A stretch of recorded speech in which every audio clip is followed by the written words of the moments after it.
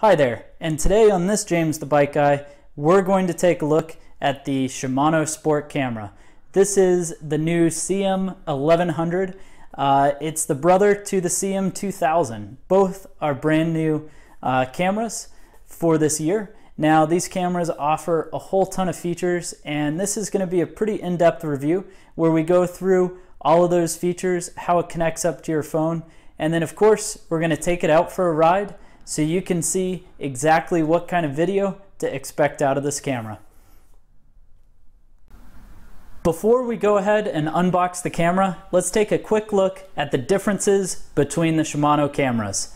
So the new CM-1100 is the replacement for the older CM-1000, and they do make a one step above called the CM-2000.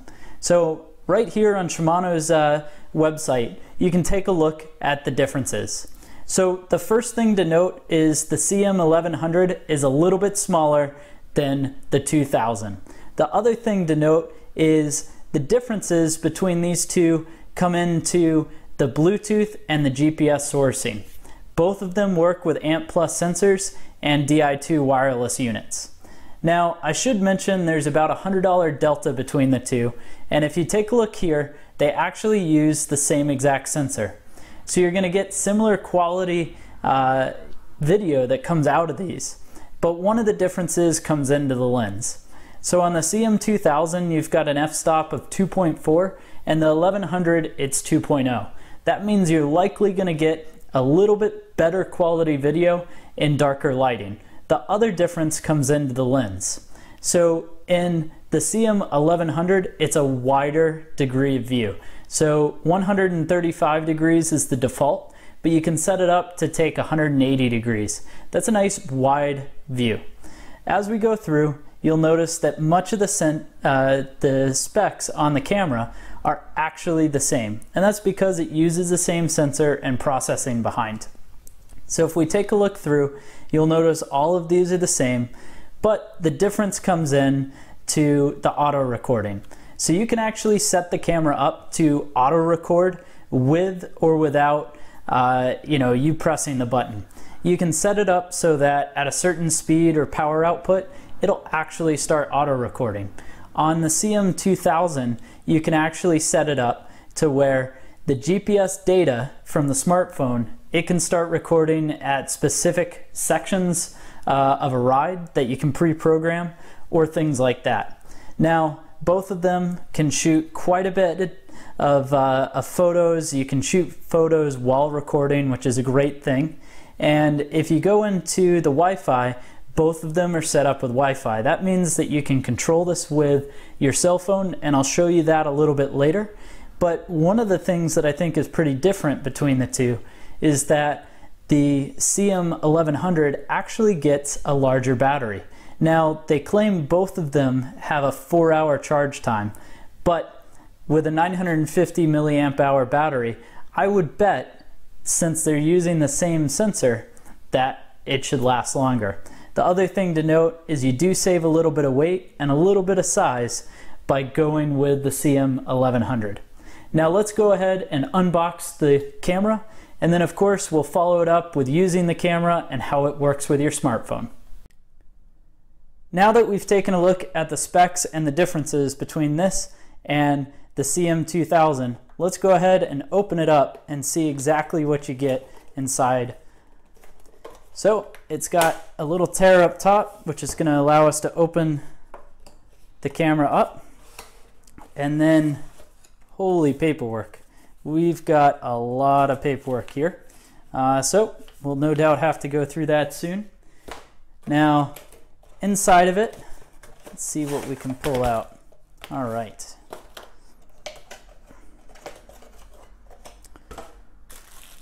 We've got a few different items. So first off, this is our camera. So it looks like the camera is basically just going to pop right out of the packaging here. The camera is actually quite small in size. I'm surprised at just how small this thing is. And then you've got that little bit wider kind of lens here, and this comes on and off with a little twist. Now, like we saw before, it does work with 135 degrees or 180, and you'll notice the cover only works if we're doing it with 135 degrees, which is pretty wide on its own, but a nice thing to mention. Now, it looks like here we're going to go ahead and have our helmet mount. So we've got some straps to place it onto the helmet, and then our helmet mount, which has a little turn dial. And look at that. It uses the GoPro style mounting, which is a nice thing because that is definitely going to allow us to use some of the mounts we already have. You've got a little lanyard here. This lanyard is set up just so you don't lose the camera.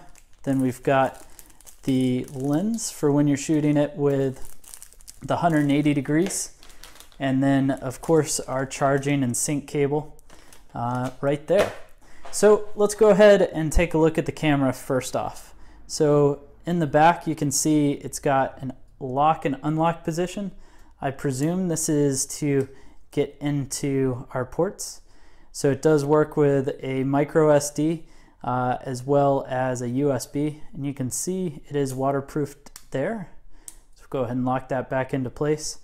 And then we've got all of the information right here.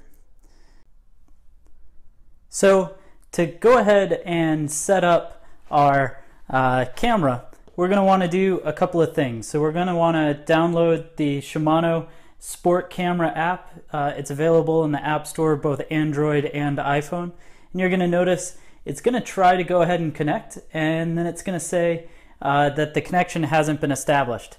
And that's partially because our camera here has not yet been turned on. So we've got that center button that'll actually turn it on. And then you'll notice that it actually only is doing the power button there. So to be able to get our Wi-Fi, we need to click the Wi-Fi one time, and I'll go ahead and put our camera down. Now if we focus back into the Sport Camera app here, let's go ahead and just go to our Wi-Fi, and you'll notice now the Shimano camera will show up. So the Wi-Fi password for that Shimano camera, since it is locked, is Shimano_cam. Now I've already gone ahead and done that, and once you do that, the app will automatically start to sync. And we're going to have some pretty neat settings here. First, you can go to live view, which is going to show exactly what it's seeing here in my house. You'll notice that as I move the camera around, it's going to look at different things. You know, down here we're taking a look at you know, a frame and some wheels I have sitting right by the kitchen. Now we can set up the different angles.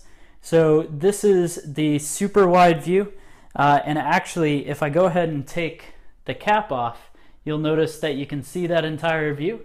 Or we can put the cap right back on, and then here we're going to be able to kind of set up the angle, and what that's going to do is it's going to lock the angle that I'm using, or we can actually flip it 180 based on how you actually have the camera set up. So that's a pretty neat feature. The other thing is you can go ahead and start to record. So we'll jump over and you'll hear what the audio sounds like directly from the camera as I point it down at the ground.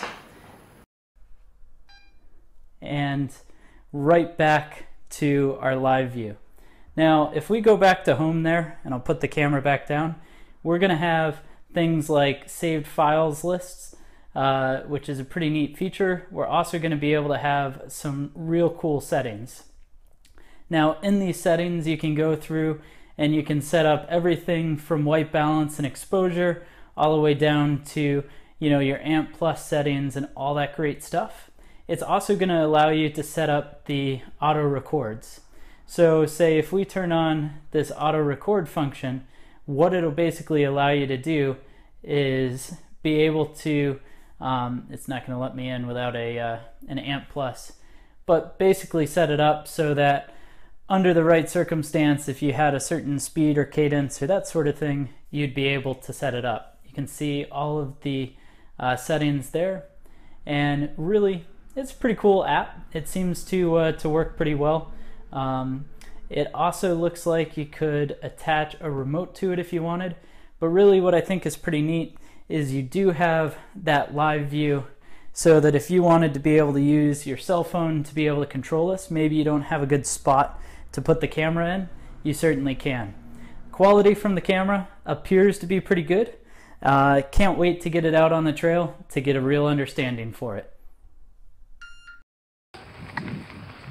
Alright, so this is from the audio on the Shimano CM-1100, and you're taking a look at the first shot. So I'm riding out into the woods.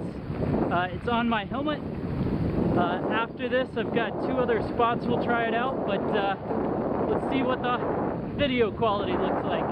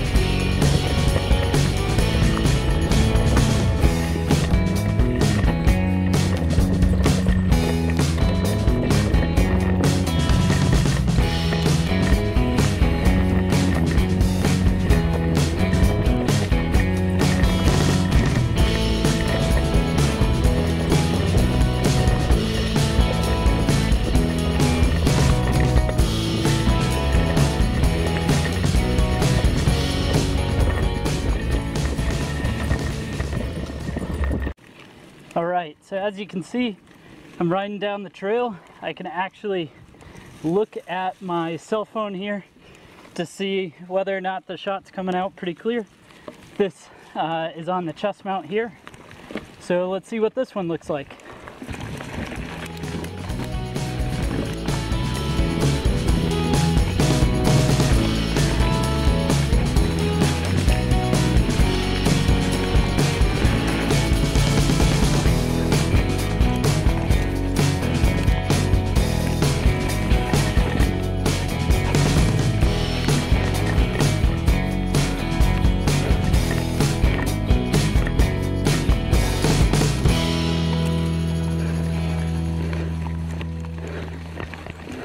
After spending a day out on the trail with this camera, I can certainly say that I like it a lot.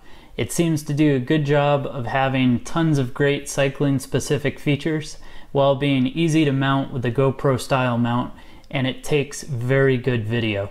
Overall, I'm certainly happy, and I can't wait to spend this coming season using it to see what I can capture.